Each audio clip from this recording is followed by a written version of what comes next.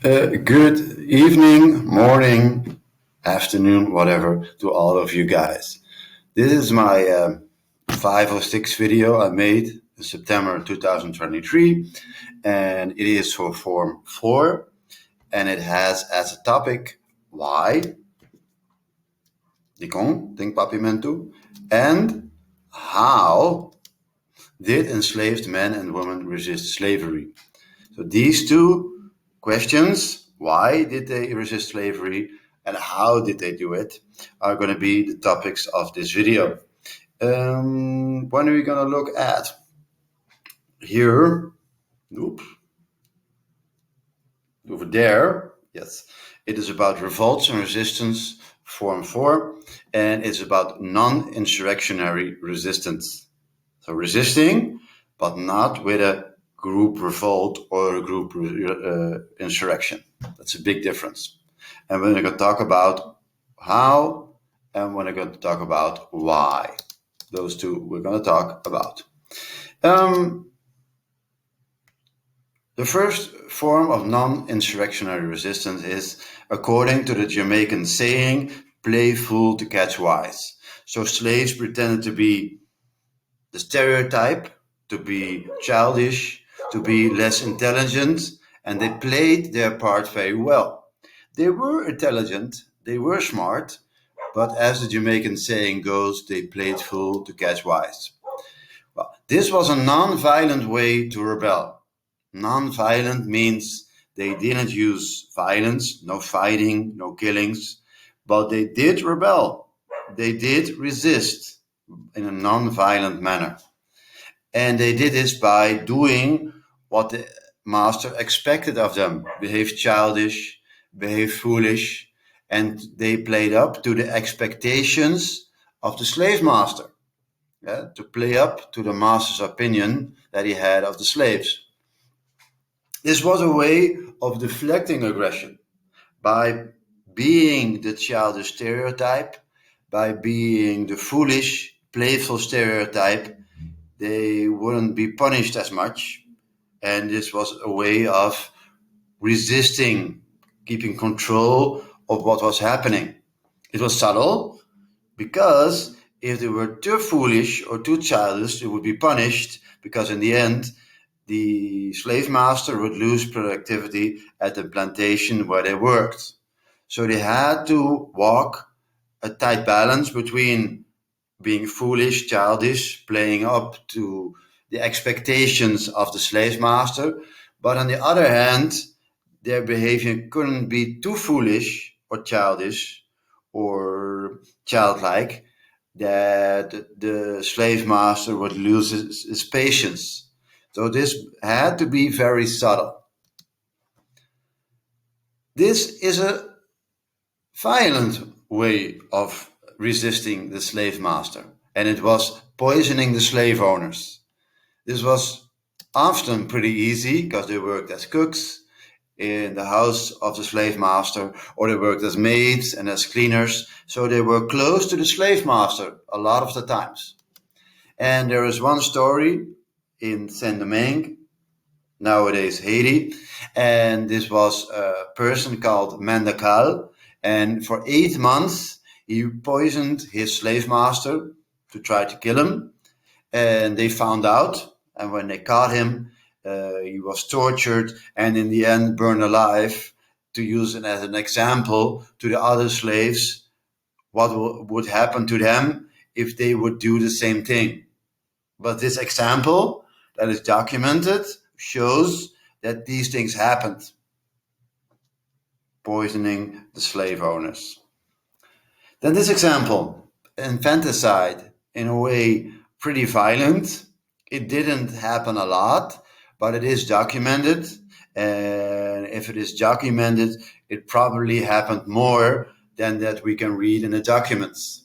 And infanticide means infant, means baby. So some mothers killed their babies instead of producing new slaves and instead of letting their babies grow up as slaves in the Caribbean. So this was a choice the mothers made, rather to kill the child than let it grow up in a slave environment. in which the mothers probably were mistreated, sexually abused, and perhaps traumatized. This did not happen a lot because most mothers balked. Balked actually means they were unwilling to do this. Of course, they didn't like their children growing up as slaves in the Caribbean, but most mothers chose for the life of their child and not for killing them. But infanticide is recorded that this happened. Because most mothers balked, no kill, they were unwilling, the population of Creole slaves grew. And Creole means in a mixed background, in a mixed culture that we will call Creole, of the mixed culture of the African slaves in the Caribbean with European influences and South American influences and Caribbean influences that created a whole new culture we call Creole nowadays. So the Creole slaves grew because female slaves also got children. That's why there was a growth of Creole slaves. Then the concubinage, difficult word. Concubine comes from this word, and concubinage means that female slaves like this one, painted in a 16th, 17th century manner. They were the unofficial wives of European planters and European colonizers. The European planters took advantage of women, especially African slaves. They were in a position of power, and the female slaves, of course, in the Caribbean from African descent were not in power. So they were sexually abused, often raped, and they didn't have a lot to say. But it is important that if a concubine was smart, they could increase their own status by using this position as a concubine to their own advantage. So if she used this smart, and if she put the situation of power and not having power, if she manipulated that, if she used it to her advantage by, for instance, using sexual relationships to her advantage and the relationship with the planter, she could use it to her own advantage. But of course, the concubine was not in a position of power. This is important. But in some cases, it would have been possible to turn that around, to use the relationship to her advantage. It would have happened. Another example of resistance that is complicated, and it shows the complicated slave-master relationship, is that of Fortuna in 1676. Fortuna was a domestic slave, a female, and this domestic slave informed her master that she overheard other slaves, and these other slaves were conspiring, talking about an uprising. And she heard about this, and she informed her master about what she was hearing. Well, more than 30 slaves were arrested, tortured, executed because of what she did. She told her master about what she heard. It had big consequences for more than 30 other slaves. But she, and some of them were executed, killed, tortured, but she was freed by the Barbados House of Assembly as a reward. So this was also the manner in which the slave owners and the European colonizers divided the slaves by using privileges, rewards, and rewards if they talked about possible uprisings, giving rewards to slaves who told the slave master about this, who told the European planter about the possibility of a slave revolt and what they heard other slaves talking about. Then the provision grounds. The provision grounds were special grounds given to the slaves by the European slave master, by the European planter, on which the slaves could work. And they could grow fruit there, they could grow sugarcane there, and the females could sell this on Sunday. So enslaved Africans were allowed to grow their own fruit or sugarcane or sometimes tobacco. And it gave the enslaved Africans a sense of identity and a sense of independence. And this was very much needed for them to survive in this difficult situation of enslavement and abuse and physical abuse. They could use this to their own advantage. And this gave them a sense of independence and identity. And it gave them also a moment, un momento di descanso, a moment of respite, een moment van rust, in all of the violence and in all of the terror and intimidation that slavery in the Caribbean could be. The provision grounds was a possibility of independence and a possibility of, within these grounds, making decisions for themselves and have their own identity. And the women were very important in the provision grounds. They were entrepreneurs there. And also, in the trading on Sunday of the harvest of the provision grounds, they were communicators because they had the freedom on Sunday markets to sell the fruit, the sugarcane, the tobacco that they grew on their own provision grounds.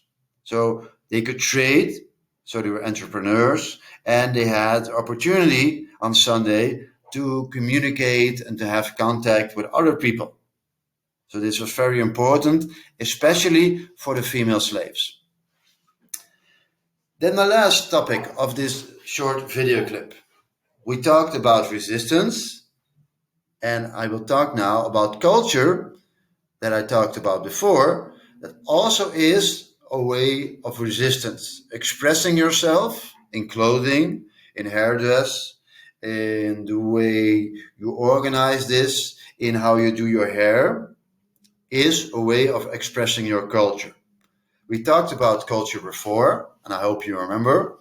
And culture and what you do in your culture and what you don't do and how you mix things is a very important point of resistance.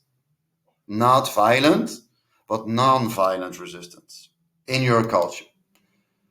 Women were a main medium of the culture. By medium, I mean women brought the culture to other people, made the culture visible, because, for instance, they had a little space on Sunday to trade the harvest from the provision grounds. In this way, on Sunday and within the family, they propagated their own culture. They were propagating their own culture by their dress, by their headdress, by doing their hair. They showed, that's what propagating means. You show something, you advertise at that moment your own culture. With your dress, with your hat ties, what you do in your hair, what you do with your hair itself. This is a way of propagating your own culture. For instance, in this picture above, from Martinique, type y custom Creole. So this is the manner in which female slaves propagated their own culture. But also the drum, something that male slaves from Africa mostly did, was also a way of showing who you are, your identity, and also a way of communicating who you are. Literally, because the drums you could hear from a few miles away. And it was sometimes literally a means of communicating, signaling to farther distances. Yeah. And this all was a way of coping. I mean by that, the culture, dress, dance, music can be a way of psychologically surviving hardship, a way of mentally surviving the terror, the intimidation, the physical abuse of enslavement. So by creating your own culture, by expressing your own culture, you are more capable of surviving physically, but also mentally difficult times. Yeah? By expressing your headdress, by making music, the music that belongs to your culture, you form your identity, and it helps you to cope difficult times and difficult situations.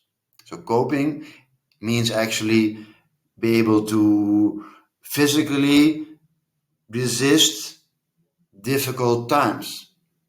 It helps you to survive difficult times. So it is a way of coping. We also call this a coping mechanism.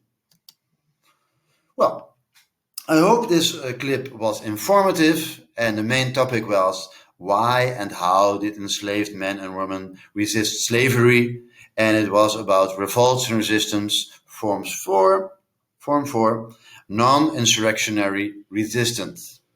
I wish you a good part of the day. If you have questions, ask me below or in Google Classroom or during class. And I hope you found this video clip very